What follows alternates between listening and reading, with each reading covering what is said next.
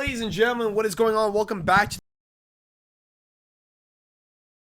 the 321. Tom Aspinall taking on Gane for the undisputed heavyweight title of the world. We are going to be looking at the entire card, starting with the early prelims and ending with the main event. And if you guys do enjoy this, come check out the stream tomorrow. We will be starting at, 11 a.m. Eastern, 10 a.m. Eastern. We will be early and we will be there for the entire card. Let's get right into it, starting off with the early prelim opener. Let's just get down here real quick. That is Jacqueline Amorim versus Mizuki Inoue.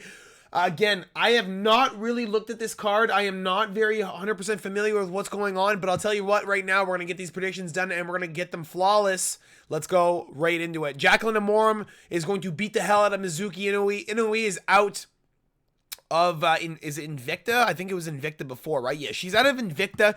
She hasn't fought in 2 years, but previous to that, she fought Amanda Lemos during COVID. That was in 2020. She's coming in here taking on Jacqueline Amorim. Now, if Inoue actually had been fighting recently, maybe we would be looking at the side of Mizuki. I haven't seen her in the octagon in a while. I don't really know a whole lot of her game plan. I don't know if she's been improving her ground game.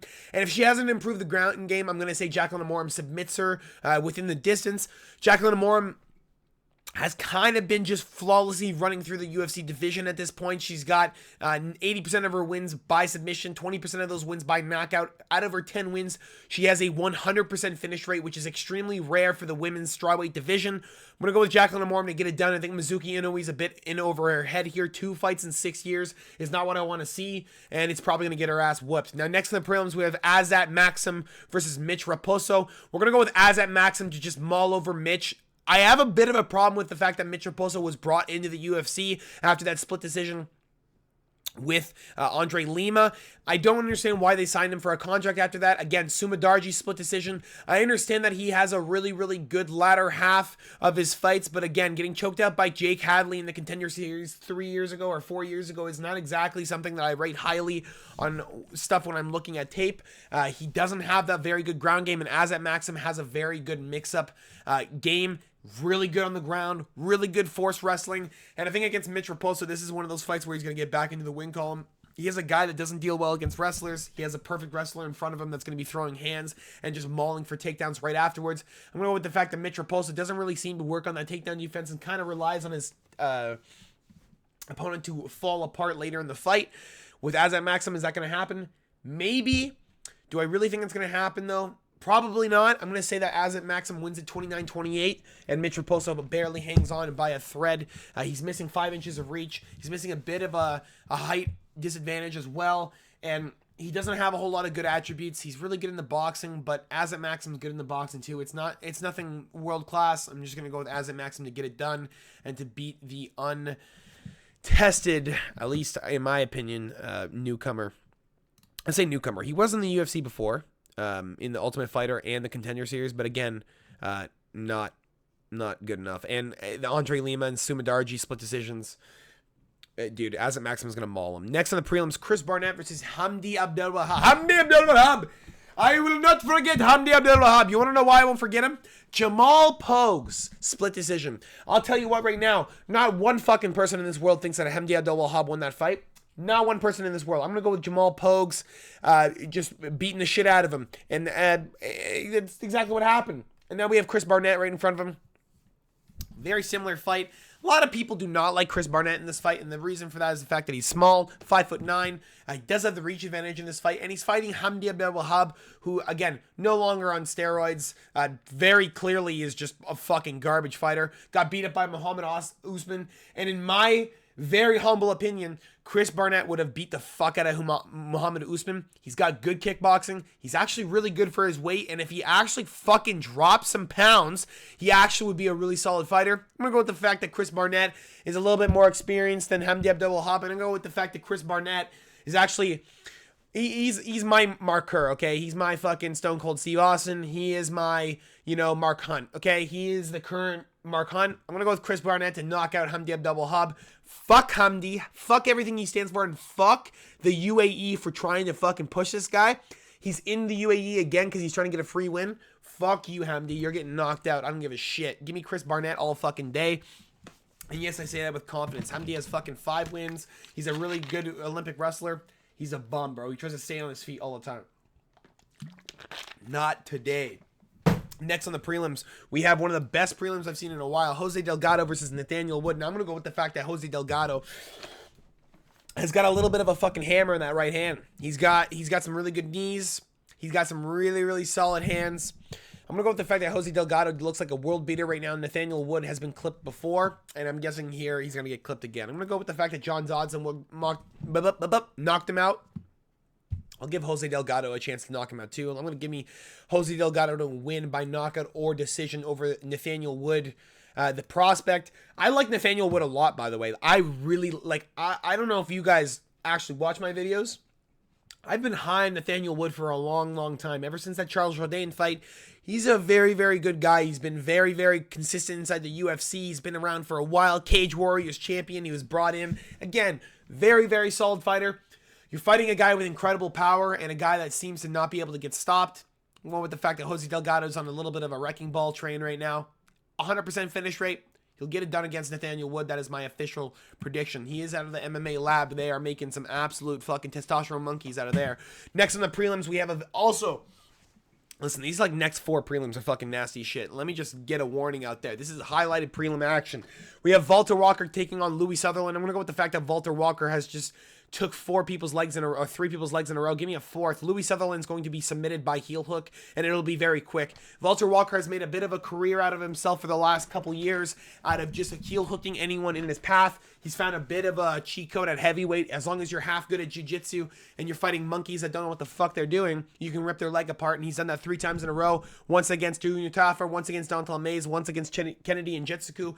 Give me Louis Sutherland to get submitted very quickly. Louis Sutherland making his way out of the Levels Fight League. Again, one of those guys from Scotland, one of the heavyweights that we just think has at least something in him for the UFC. I'm going to tell you right now, he got fuck all. Walter Walker's going to submit him. Light work. Next on the prelims, Mateus Rebecki versus Ludovic Klein. I'm going to go with the fact that Ludovic Klein can actually stuff takedowns. Mateus Rebecki does not deal well with good strikers.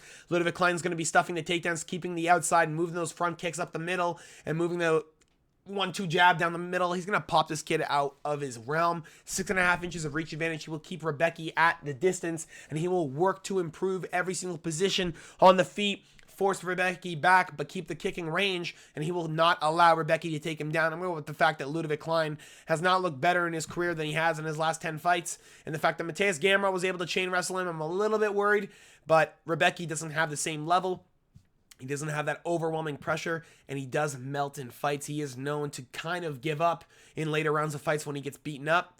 I don't know what the fact that Ludovic Klein's got the range. He's got the advantage. Give me Ludovic Klein to win it on the line or by knockout at minus. Probably 110 is what it's sitting at. I love that line a lot, and I think he's going to get it done. Next in the prelims, we have Ikram Aliskerov versus Jung Young Park. I'm going to go with Aliskerov. It's not even close for me. Jung Young Park kind of looked like shit against Nuradiev. Kind of looked like shit against Brad Tavares. Had a split decision there, which is a little bit questionable. And a split decision with Andre Muniz, which he lost. I thought he won that fight, but again, you're allowing a split decision. I'm going to go with Ikram Aliskerov to knock out Jung Young Park. I think he's a little bit in over his head here. This is one of those fights where I'm a little bit worried for him. And he's most likely going to get standing TKO'd by Ikram Aliskerov and his overwhelming pressure approach. It's exactly what happened to Andre Muniz. I see Park going out very similarly. Give me Ikram Aliskerov to win via knockout or decision. He's not getting a submission over Park. There's just no fucking way. I just don't see it. He's got the reach advantage. Give me him all day. He's got really good boxing, really good fundamentals. He's been moving his way down the UFC middleweight path for a little while. Had a bit of a roadblock with Robert Whittaker, who put his ass out, but it is what it is. We had Bobby Knuckles proving that he is still a man to be fucked with. But give me Aliskerov on this line against Park. Next in the prelims, we have the highlighted prelim of the evening, Nasrat Haqparast versus Quillian Salkid. Now, if you're on right before the prelims, they're kind of looking for a knockout or something. I think they see something in Quillian Salkid that a lot of people don't. And I'm going to go with Quillian Salkid to get it done against Nasrat Haqparast. Sorry, I just fucking got hiccups, got yawns, got burps, trying to keep them all in here. Quillian Salkid's been improving at quite a rapid rate. I think if you're smart at this point, you probably pick Nasrat Haqparast on the line. If you're thinking with your brain, you're picking that based on experience, based on what he's done. Quillian Salkid's just looked so fucking crisp inside his last 2 fights inside the UFC. Anshul Jubli, I know, was a quick fight, but Yanel Ashmouz, he picked him apart really cleanly. Gage Young in the Contender Series looked really fucking phenomenal in that fight. Eternal MMA champion is now he's making his way to the UFC 2 in a row, and he's looking to take on Nazar Hakparas, who's had 2 robberies in a row against Jared Gordon and Esteban Ribovic. Give me Quillian Salkill to just end that fucking streak. I hate this fucking guy. I wish he didn't exist, and I really wish that Nazar Hakparas just didn't exist inside the UFC. This guy really pisses me off. He's a fucking lighter version of Kelvin Gastelum, and he just pisses me off every time I look at him. He just makes me really mad that Kelvin Gastelum can't make fucking weight. And he's from Germany. Or he's from Afghanistan, but fighting out of Germany. I don't know why the fuck you do that to yourself. I'd like to remind you that a couple people were in Africa a little while ago and just running through that fucking place. And then they kind of started moving to the Middle East and started running through there too. Might have started with Germany. Just saying, 1940. It is what it is. I'm going to go with Quillian Salkill to put down that fucking TriStar gym. As much as I love TriStar, I don't like Nazar Hakparas. I love you, Zahabi, but not fucking today. Give me Nazar Hakparas getting his ass busted by Quillian Salkill. A little bit less tested, but I think he's got it done. Next, to start off the main card of the evening, you have Alexander Rakic versus Azamat Murzakanov. We're going to go with Murzakanov to get it done against Alexander Rakic, who just can't seem to get a good win in his UFC tenure. I know Azamat Murzakanov hasn't really had those high-level fights yet, and this is probably his toughest test he's had to date. He also was losing against Tefon Nchukwi before that knockout inside round 3. He lost the first 2 rounds of that fight, and he needed a comeback victory to seal it off. That gives me a little bit of fucking stress when it comes to Rakic, because Rakic looked so good against Yuri Prochazka. I'm going to give a little bit of a warning. I may switch this. I'm going to give a bit of a warning. I might switch this pick. I'm not sure. We've got a lot of people talking about it. A lot of people like Rakic. I like Rakic. He's a good guy. This guy looked really good against Yuri Prochazka, but I'll tell you what. I'll tell you one thing. Azamat Murzakanov, whatever that fucking Russian is.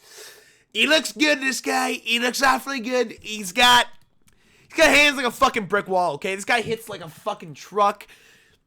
And you got Rakic in front of you. He just looks chinny. Like, he just looks chinny. Yuri popped him. Magomed Ankalaev cracked him a couple times. Ankalaev couldn't finish him, which is a fucking question mark, bro. It's a question mark. But Murzakanov looks so fucking tough, man. He looks just so strong. He looks like he's got it put together. But he's a 5'10" light heavyweight. Like, fuck. He's got Rakic with 7 inches of reach advantage. Oh my god, I'm just going to go with this one not to go the distance. There's no fucking way Rakic doesn't knock this guy out, and there's no way Murzakanov doesn't knock it. Someone's going to sleep. Someone's going night-night, and I really hope it's fucking Murzakanov, I'm not going to lie, but I'm going to pick Murzakanov because this guy just seems like he's on a fucking roll. Again, I might switch his pick last second, but fuck, man, I can't pick Rakic. After that Yuri fight, he won the first round, and Yuri just goes, I'm going to win. Walks forward and just fucking chunks him. Fucking give me Murzakanov. He does the same thing in round 3 all the time. He's got how many round 3 knockouts? He's got 2. He's done it once to Devin Clark, did it to Nchukwi. Fuck it, whatever. Give me Murzakanov. Next on the main card, oh, fuck. That one, I'm not going to lie. Don't bet that fight. Don't bet that fight. Unless you like coin flips, don't bet that fight. Next on the main card, Alexander Volkov versus Jailton Almeida. Now, if you think I'm going to fucking pick Almeida, you're high as shit. Give me Alexander Volkov again as an underdog. Again! I'd like to remind you, he beat Cyril Gane. I'd like to remind you of that. He beat Cyril Gane. That split decision is the only fucking reason why I lost a $16,000 parlay. I would like to remind everyone of that. I bet that card perfect. Go back and look at my other channel. I bet a fucking UFC Ruby on that card. I got a full fucking 100% card. Comes down to that fucking decision. And they give it to Cyril Gane. They give it to... Were they in France for that fight too? I think they were. Let me check. Oh, you're in Las Vegas. Oh, Las Vegas, you fucking suck, eh? You fucking suck. Because I had Volkov for that fight. He won that fight as a plus 300 underdog. They didn't give it to Volkov. Fuck you. Volkov's winning this fight against Jailton Almeida. There is no way Almeida is going to sit on Volkov for 3 rounds. I don't believe he gets a takedown after the first round. And there's no fucking way Volkov just sits there and allows it to happen. He's got the range. He's got the height. He's able to force himself against the cage. He's so fucking tall. Gane couldn't take him down. Pavlovich couldn't do anything. Tai Tuivasa got fucking Ezekiel'd. I'm telling you right now, Jonathan Almeida gets knocked out by Alexander Volkov. Give me Alexander Volkov. Drago to get it done inside distance or by decision at a plus 165 on the fucking line. I don't give a shit. Fuck Almeida and fuck the UFC. Volkov's winning that fight. Next on the main card, this is the easiest prediction of the night. Umar Nurmagomedov versus Mario Bautista. Bautista looked like a bag of shit against Jose Aldo. Give me Umar Nurmagomedov to absolutely blitz the shit out of Mario Bautista. There's not a fucking way in the world that I think Mario Bautista wins this fight. He's got absolutely nothing going for him. Umar's got all the wrestling over him. He's got all the striking over him. And he's got cardio for days. Umar even broke his hand or his leg, whatever it was, against fucking Merab and still put it to a split decision, basically, in my opinion. It was a very close fight. Went all the way down to the third round. It was 48-47 either way. They gave it to Merab. Bro, it is what it is. But Mario Bautista's not making it through this one. Give me Umar Nurmagomedov to win by any means necessary, and I genuinely mean that. Even though he's fought fucking 5 times in 4 years, I'm going to go with the fact that Mario Bautista looked like shit against Patchy Mix, looked like shit against Jose Aldo, and he's kind of just a holding bum. Give me Umar. Next, to start off the co-main event, Virna Jandiroba versus Mackenzie Dern. This is for the vacant title, eh?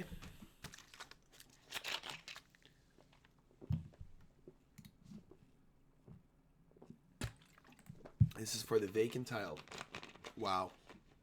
Now, who looks better to you? Virna or Mackenzie Dern? Because I'm going to tell you what. I'm going to be realistic here, okay? I know they fought in 2020. I know they fought in 2020. It was a 29-28 decision, okay? Now, as we go further down the line, okay? Virna wasn't really in the UFC yet. She fought, what, a couple fights, 3 fights into the UFC, lost to Esparza, beat 2 bums, and then got Dern. Okay, granted, sure.